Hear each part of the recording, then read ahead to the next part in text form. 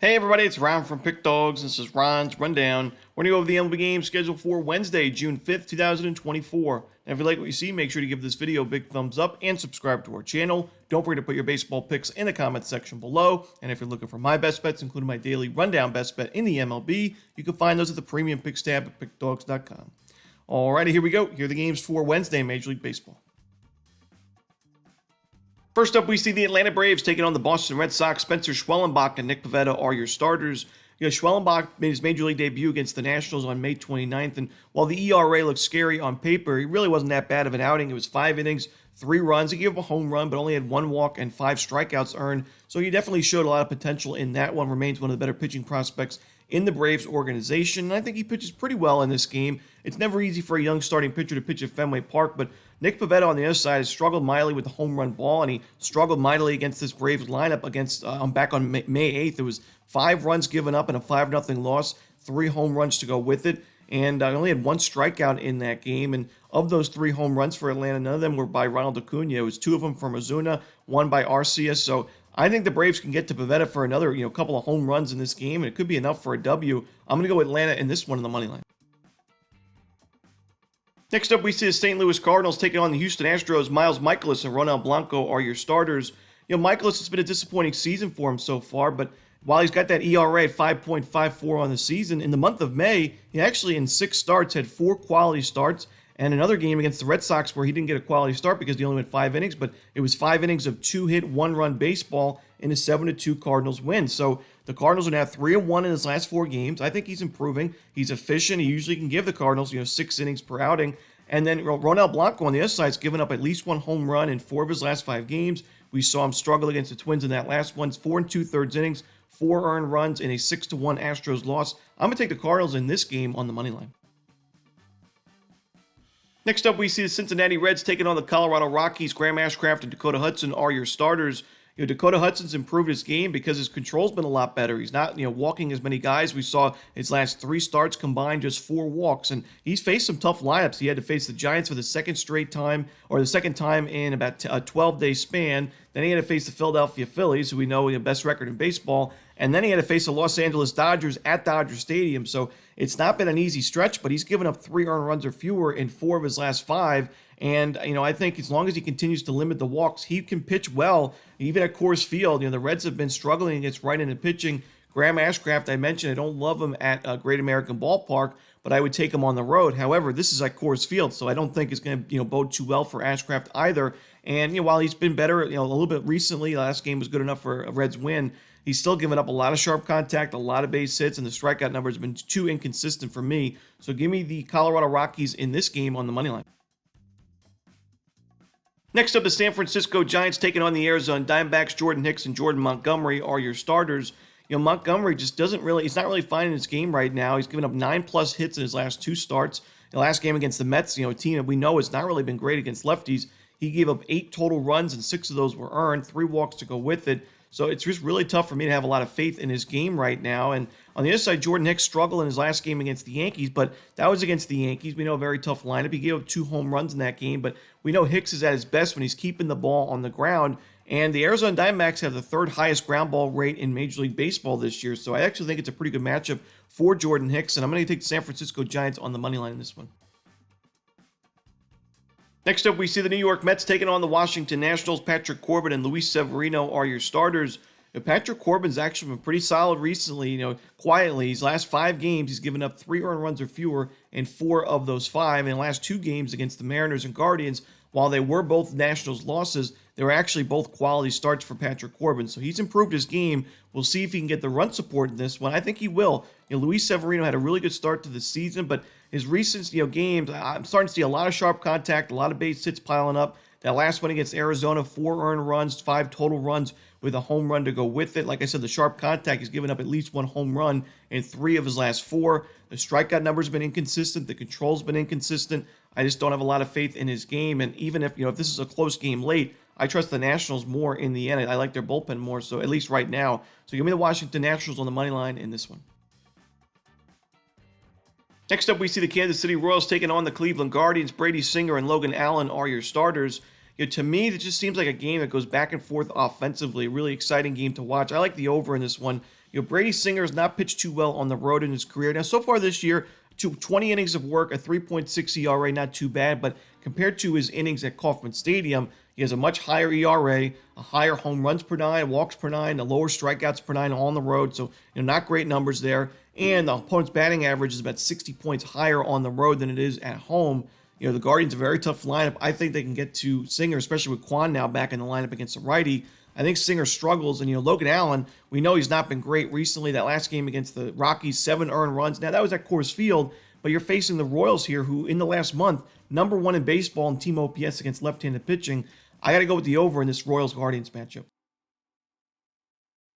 Next up, we see the Los Angeles Dodgers taking on the Pittsburgh Pirates. James Paxton and Paul Skeens are your starters. It's a big moment here for a young starting pitcher having to face the Los Angeles Dodgers at your home ballpark at PNC, and I think Skeens is up for it. He's pitched well so far in his first few games. 22 innings, small sample size, but 30 strikeouts, 2.45 ERA. I already think he's one of the better pitchers in the National League, especially with his strikeout stuff. And I was a little bit worried after that game against San Francisco. Only had 3 Ks and 6 innings of work, but he bounced back in terms of strikeouts in that next game against Detroit with 9 Ks through 6 innings. So I think he pitches well. It's a tough matchup. The Dodgers, very good lineup, but Skeens, I think, will give him 5-6 good innings, and the bullpen's a little bit of a sweat, but I think the Pirates give Skeens some run support early against James Paxton, who I've mentioned, the big-time regression concerns. He only went 3 innings in that last game against New York, and I think for good reason. To me, when you look at Paxton's expected numbers, they are very, very steep, and I do think that we right now you see that ERA at 3.29.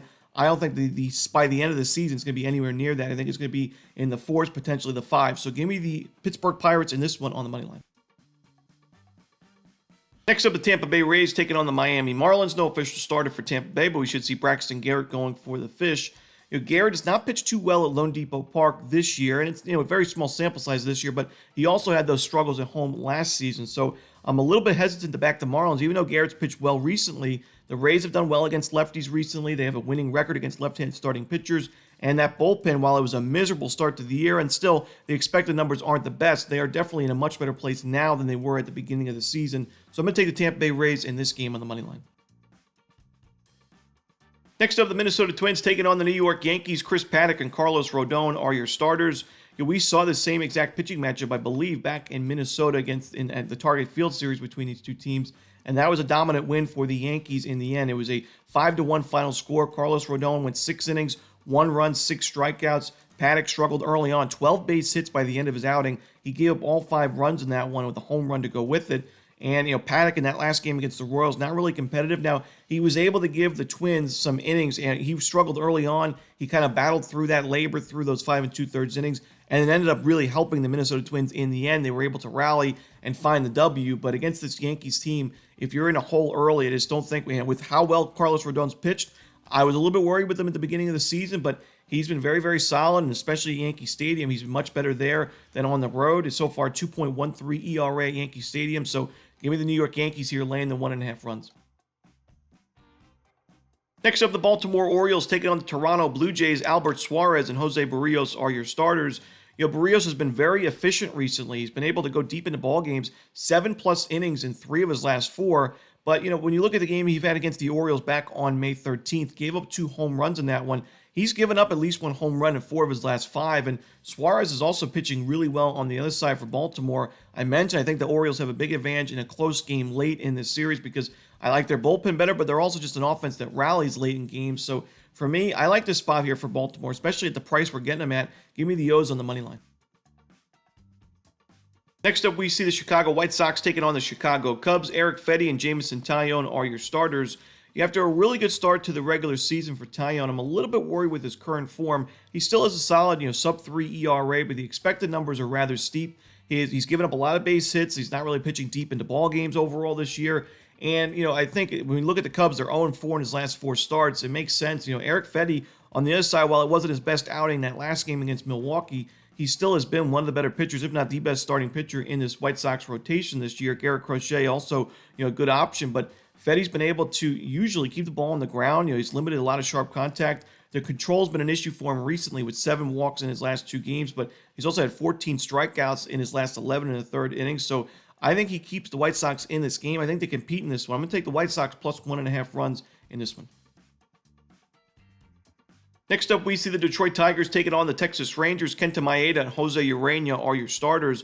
I like the over in this one. I don't really like either of these starting pitching options. Urena only went 2 1/3 innings in that last game against Miami. He gave up 4 total runs. 2 of those were earned, a home run to go with it, 2 walks, and that's against the Marlins, so one of the weaker lineups in in Major League Baseball. The Tigers on the other side in the last month have been really solid against right-handed pitching, so I think Urena struggles, but also Maeda on the road against the defending World Series champions who, it's been a tough season so far for the Rangers, but they're starting to turn it on here offensively. I think Maeda struggles as well. 5 earned runs in that last game, 7 earned runs back on May 7th. He's been very inconsistent, and I don't trust him here. I also don't love this Rangers bullpen. Tigers bullpen also, while they had a really good start to the season, kind of fallen off a little bit. So give me the over here in Detroit, Texas.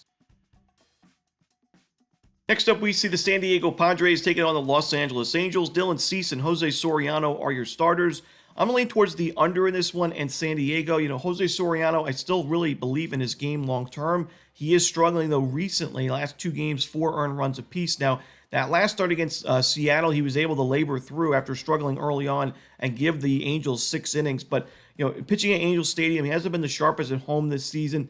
That's why I'm a little bit concerned with his game, and I think the Padres could score a few runs off him, but I don't think the Angels do much offensively on the other side. That's why I still like the under. If Soriano shows up and throws the 5-6 shutout innings that we know he can, I think this will go well under the total because Dylan Cease has a good matchup here against an Angels lineup that is starting to struggle big time against right-handed pitching. And while Cease also had his issues, against those Yankees and Braves in those 2 starts, he faced the Royals last time out, a very tough lineup as well, and was just 2 outs shy of a quality start at 5 strikeouts through 5 1/3 innings in a Padres win. So I'm going to go with the under here in the Padres in this game. Next up, we see the Oakland Athletics taking on the Seattle Mariners. Logan Gilbert and Joey Estes are your starters.